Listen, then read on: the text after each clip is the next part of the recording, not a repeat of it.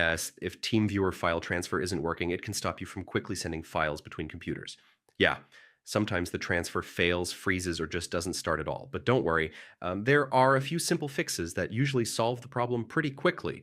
First, make sure your remote connection is stable. If the internet connection drops or becomes unstable, file transfers may fail or pause unexpectedly.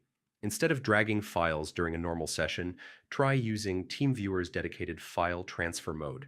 This mode is designed specifically for transferring files and often works more reliably. If the transfer still doesn't work, check the file permissions on both computers.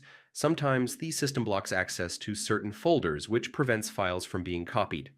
Another common cause is firewall or antivirus software blocking the transfer process. Try temporarily disabling these protections or allowing TeamViewer through the firewall. Running an outdated version of TeamViewer can also cause file transfer issues. Updating the app ensures compatibility between devices and the latest server updates. Yeah, it's simple, but restarting the application can often fix temporary transfer errors or session glitches. And that's it. One of these quick fixes usually resolves most TeamViewer file transfer problems.